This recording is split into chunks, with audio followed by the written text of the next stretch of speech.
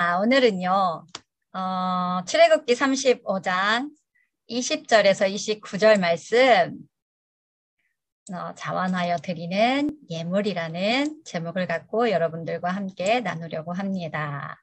자, 말씀 함께 읽도록 하겠습니다. 이스라엘 자손의 온 회중이 모세 앞에서 물러갔더니 마음이 감동된 모든 자와 자원하는 모든 자가 와서 회막을 짓기 위하여 그 속에서 쓸 모든 것을 위하여 거룩한 옷을 위하여 예물을 가져다가 여호와께 드렸으니 곧 마음에 원하는 남녀가 와서 팔찌와 귀고리와 가락지와 목걸이와 여러 가지 금품을 가져다가 사람마다 여호와께 금 예물을 드렸으며 무릇 청색, 자색, 홍색 실과 가는배 실과 염소 털과 붉은 물 들인 순양의 가죽과 해달의 가죽이 있는 자도 가져왔으며 은과 노스로 예물을 삼는 모든 자가 가져다가 여호와께 드렸으며 섬기는 일에 소용되는 조각목이 있는 모든 자는 가져왔으며 마음이 슬기로운 모든 여인은 손수 실을 빼고 그 뺀 청색, 자색, 홍색 실과 가는 배실을 가져왔으며 또 마음의 감동을 받아 슬기로운 모든 여인은 염소털을 실을 뽑았으며 모든 족장은 호마노와 및 애복과 흉패에 물린 보석을 가져왔으며 등불과 간유와 분향할 향에 소용되는 기름과 향품을 가져왔으니 마음에 자원하는 남녀는 누구나 여호와께서 모세의 손을 빌어 명령하신 모든 것을 만들기 위하여 물품을 드렸으니 이것이 이스라엘 자손이 여호와께 자원하여 드린 예물이니라. 아멘. 모세는 이스라엘 자손의 회중들을 불러서 안식일을 지키라고 말하는데요. 그리고 이어서 또 이렇게 말합니다. 오늘 본문 9절 앞의 내용인 1절에서 19절을 요약을 하자면요. 너희의 소유 중에서 너희는 여호와께 드릴 것을 택하되 마음에 원하는 자는 누구든지 그것을 가져다가 여호와께 드릴지니 곧 금과 은과 놋과 청색, 자색, 홍색 실과 가는 배실과 염소 털과 또 기타 등등 그리고 마음이 지혜로운 자는 성막과 천막과 그 덮개 또 기타 등등을 만들고 제사장이 제사 직분을 행할 때 입는 제사장 아론의 거룩한 옷과 그의 아들들의 옷을 만들어라 하고 말씀하고 계십니다. 자, 오늘은요 35장 20절에서 29절까지 말씀을 살펴보도록 할 텐데요. 모세의 말을 듣고 백성들은 모세 앞에서 물러나 다 돌아갔습니다. 그런데 마음이 감동된 모든 사람과 자원하는 모든 사람이 다시 모세에게로 와서 회막을 짓는 데 쓸 모든 것을 위하여 또 거룩한 옷을 위하여 예물을 가져다가 여호와께 드렸습니다. 여기에는 여호와께 예물을 드린 사람들의 특징이 잘 나타나는데요. 첫째는 마음에 감동된 사람이고 둘째는 자원하는 사람이라는 것입니다. 마음에 감동이 오면 마음이 생기기에 자원하는 마음도 당연히 생길 수밖에 없기에 이 두 마음이 다르다고 말할 수 없습니다. 감동이 오지 않았는데 자원하는 마음이 생길 리 만무하기 때문인데요. 그러나 헬라어의 표현을 들여다보면 마음의 감동과 자원하는 마음에 대하여 조금 더 자세하게 알 수 있는데요. 먼저 마음에 감동된 모든 자는 이라는 뜻에서 받아들이다, 고무되다는 뜻인데요. 따라서 성막을 세우는 일에 마음이 고무된 자, 그리고 마음으로 적극적으로 받아들인 자 등으로 번역할 수 있습니다. 성막은요, 이같이 백성들의 감동, 즉 하나님의 은혜를 깊이 깨닫고 그 마음을 그러니까 그 마음 깊숙한 곳으로부터요, 헌신하고자 하는 마음을 가진 자,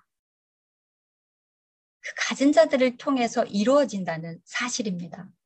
그리고 자원하는 모든 자는 자발적으로 바치다 아낌없이 드리다라는 뜻을 가지고 있는데요. 따라서 이는 마음으로부터의 동의가 필요한 것이고 또 이에 따른 자발적인 헌납과 봉사를 행한 자들을 가리킴을 알 수 있는 것입니다. 한편 이처럼 마음이 감동되어 헌물을 자원하여 드리고픈 심정이 일어나는 것도 우리 안에 하나님이 함께 하시기 때문에 하나님의 은혜로만 가능하다는 사실을 함께 말씀드리고 싶은데요. 이는 바울의 말씀을 통해서 본다면 너희들이 가진 넉넉한 것으로 그들의 부족함을 보충함은 그들의 넉넉한 것으로 너희의 부족한 것을 보충하여 균등하게 하려 함이라. 고린도후서 8장 14절의 말씀을 통해 잘 알 수 있습니다. 이는 또한요, 사도행전 2장 44절 이하에 나타난 것처럼 초대교회 공동체의 모습을 통해 나타나 있다는 것을 알 수 있는데요. 믿는 사람이 다 함께 있어 모든 물건을 서로 통용하고 또 재산과 소유를 팔아 각 사람의 필요를 따라 나눠주며 또 날마다 마음을 같이하여 성전에 모이기를 힘쓰고 집에서 떡을 떼며 기쁨과 순전한 마음으로 음식을 먹고 또 하나님을 찬미하며 또 온 백성에게 찬송, 칭송을 받으니 주께서 구원받는 사람을 어떻게 날마다 더하게 하시리니라. 자, 그러기에 마음의 감동을 받는 것도 그리고 자원하는 것도 하나님이 주시는 마음에서 비롯된다는 것을 말해주고 있다는 것입니다. 또한 한 가지는 하나님 나라에서의 분배는요. 균등하게 나누고 통용하고 나눠주는 삶의 모습을 나타낸다라는 것을 보여주고 있습니다.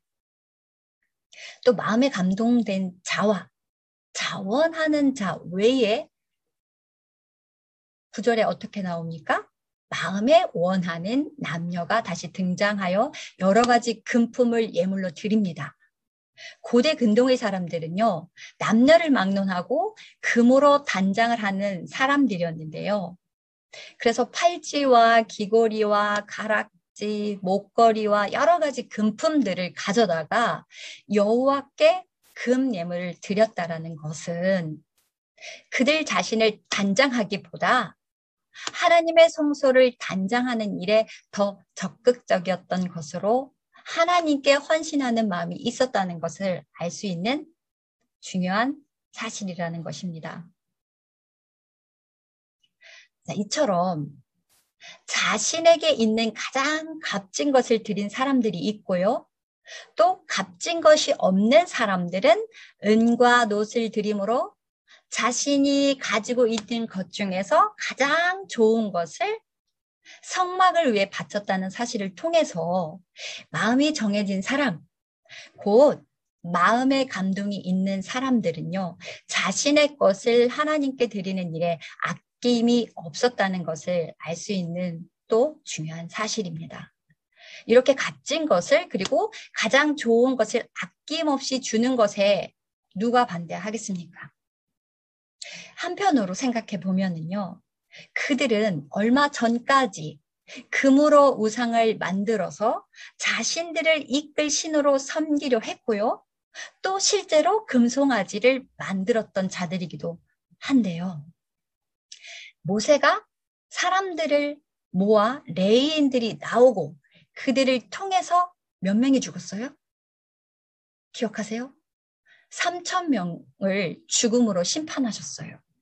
이는 다시 2만 명을 죽음으로 심판하셨다는 것을 고린도전서 10장 1절에서 9절 말씀 가운데에 8절을 보면 그들 중에 어떤 사람들이 음행하다가 하루에 2만 3천 명이 죽었나니 우리는 그들과 같이 음행하지 말자라는 구절을 통해서 우상 숭배자들이 더 죽었음을 알 수 있습니다. 여기서 하다로 나오는 이 음행한 자들은요, 우리가 생각하는 어떤 성적인 것에 국한되어 있는 것으로 보지 말고, 하나님의 명령하신 일들을 행하지 않고 불법을 행하는 행위를 말하는 것이기도 하다라는 걸, 지금 이 시간 깊이 깨달으시면 좋을 것 같습니다. 그런 사건이 있었던 이스라엘 백성들은 아마도 하나님에 대한 미안한 마음, 그리고 송구한 마음, 그리고 죄송한 마음에 사로잡혀 있었을 것입니다. 또한 심판의 무서움을 보았기에 이제는 하나님을 위한 일에 자신들이 가지고 있던 금으로 자신을 위해 금송아지를 만들던 죄악된 모습에서 돌이켜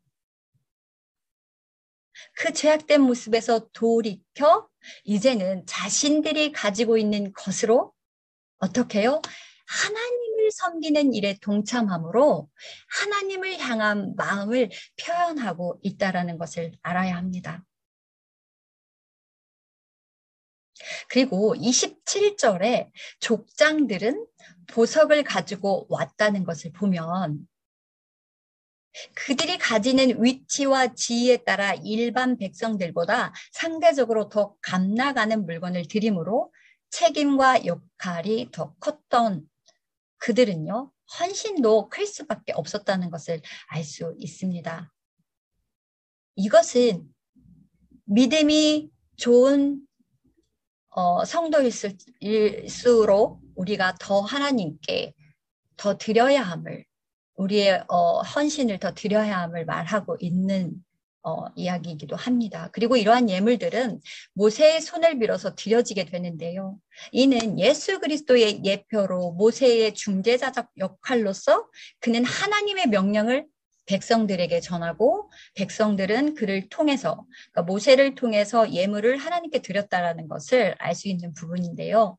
그러나 이는 십자가의 죽음을 통해서 우리를 위해 대속제물이 되시고 중재자가 되신 예수 그리스도의 은혜로 말미암아 우리가 하나님께 직접 드릴 수 있는 자들이 되었다라는 것입니다.